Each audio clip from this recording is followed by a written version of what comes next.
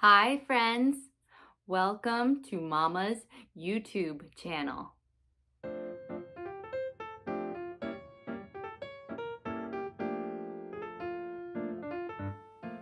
I'm really excited to share today's book with you. It's a new book that just came out and it's one that's in a series of books. We actually read one of the other books in the series a few weeks ago for Halloween. It was that Bad Seed one. Do you remember that one? Well, today's book is called The Smart Cookie. And this book is written by Jory John and Pete Oswald. Ooh, look at these end papers. I guess you can get an idea of what this might be about. Look, it's a cookie. Look at all of these things. What do you think this is going to be about?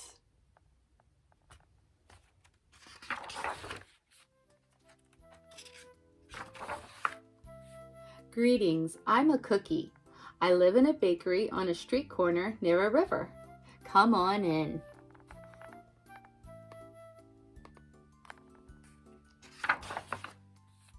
Welcome to our little community. It's a warm and supportive place to spend some time. Pretty fantastic, eh?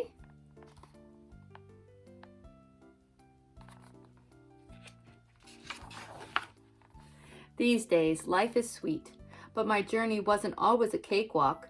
When I was younger, I couldn't have imagined fitting in here. For a long time, I didn't feel comfortable speaking up or sharing my ideas. I didn't feel like a smart cookie. I wanted to be a cookie who knew all the answers, a cookie who felt confident in a group, a cookie who said, aha, when solving a puzzle. Like this, aha.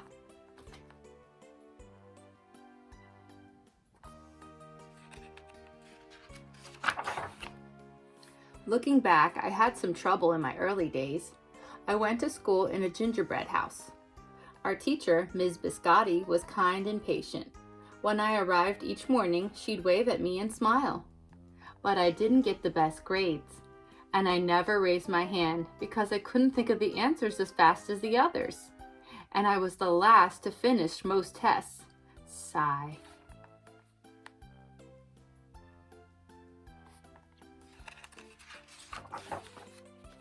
It wasn't because I didn't care, and it wasn't because I didn't try. Sometimes I'd get distracted and mess up, even though I knew the material. Those were the most frustrating moments of all. Once I misspelled the word dough. That was rough. Another time I added when I meant to subtract. Occasionally, we'd have a lesson where I absolutely had no idea what was happening. I just couldn't keep up. I imagined that my desk was a raft and that I was completely lost at sea, because that's what it felt like.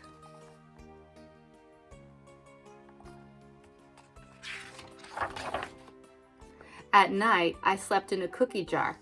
I had about 6 dozen roommates. Move. You move. No, you move. No, you move. No, you move. I'd stay awake and stare out the window and worry. Sigh. And it went this way day after day after day. But then something happened that changed everything.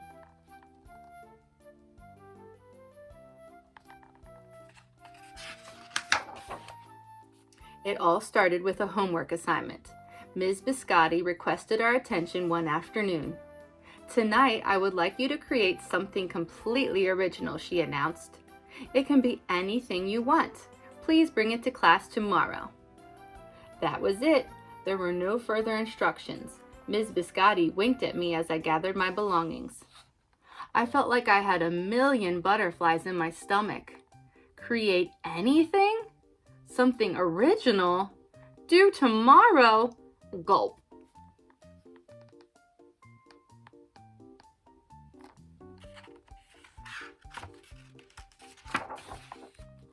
When I got home, I immediately went to work.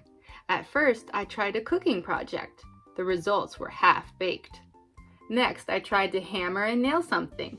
It splintered immediately. Then I tried making a sculpture. It was a complete bust. I wondered if I was about to fail yet another assignment. I was stuck. I stared out the window and watched the rain hit the river. There was something mesmerizing about the water, how it moved in such a chaotic way, swirling around and around, yet ultimately figuring out exactly where it needed to go. Suddenly, I had an idea. I decided to write something original, a poem. Aha!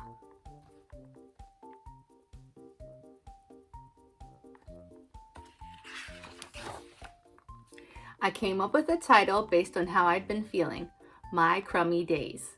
After that, the rest of it seemed to fall into place. I wrote and I wrote. I lost track of time. An hour went by in a flash. Aha, I said when I was finished. I couldn't sleep that night, but it wasn't because I was worried. It was because I was excited. I felt like I had finally accomplished something.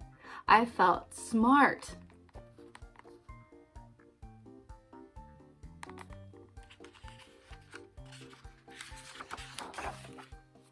The following day, Ms. Biscotti asked for volunteers to share what we'd created. One kid showed off his original frosting art. Another kid revealed her sprinkle distribution machine. It was neat seeing how everyone was good at such different things.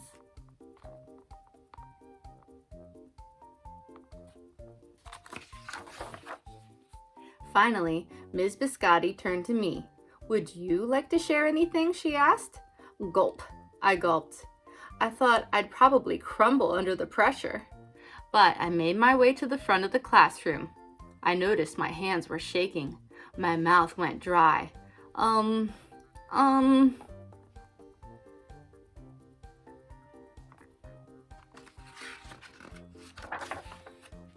This poem is called My Crummy Days, I said, my voice cracking, and then I read it aloud. As I spoke, I noticed some kids nodding at certain lines. Other kids laughed at parts that were supposed to be funny. As I built toward the finale, I felt myself becoming more confident and animated. And in the end, everybody clapped and cheered. I promise you this, I'll never, ever forget it. Ms. Biscotti was beaming. "No one but you could have written that poem," she said. "It was completely original."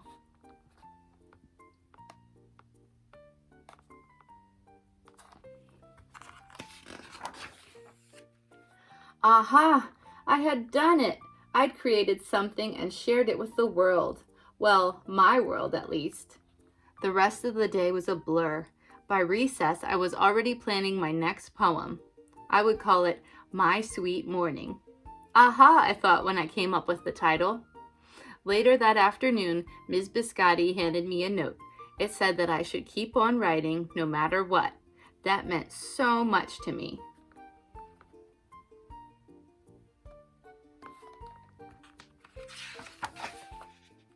School was a bit different after that. I wasn't so scared to raise my hand or ask a question, or share my work. Sure, some things still don't come as easily for me as they do for others. Bonk. But now I know that you can be smart in many different ways. You don't have to have the answers to every question or suddenly be great at everything all at once. You just need a chance to try all kinds of things, to find out who you are and what you like to do.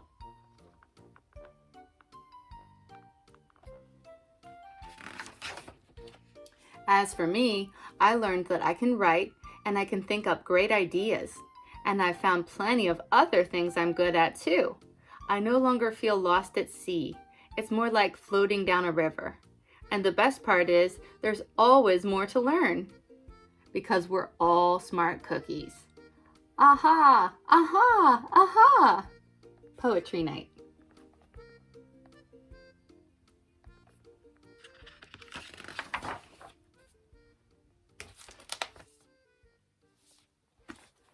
Book all done. Wow, what an awesome book that was, and what beautiful illustrations. Did you like to see all those pictures? They were really colorful, and I loved how they just showed everything that was going on in the story and really brought it to life. What was your favorite part about the book? Oh, I really enjoyed that part too. That's a good one. My favorite part? Oh, there was a lot that was going on there that I really liked, but I think that my favorite part was near the end when Ms. Biscotti told him that nobody else could have done that poem, that it was completely original to him. And I think that when people say stuff like that, it's just so meaningful. It's so much better than hearing something like "good job," which is just kind of, empty. It's nice to hear, but when you hear somebody say something like, wow, nobody else could have done that except for you, that really means a lot. And I think that that just helped encourage him even more to keep going with what he did. And then he tried new things too. That was amazing. Is there anything that you would like to try to do that now you're encouraged to maybe do that you were nervous about? Oh, that's awesome. Well, good luck with that. I'm sure that you are going to succeed. And if you don't at first, just keep trying. Well, I hope that you enjoyed this story. Thank you so much for joining me. I'll see you again soon for some more read alouds. Have a great rest of your day. Bye. Hi, parents. If your little one loves my videos, then please be sure to click the big red subscribe button so you can be notified when I have a brand new video. Okay, see you soon. Bye-bye.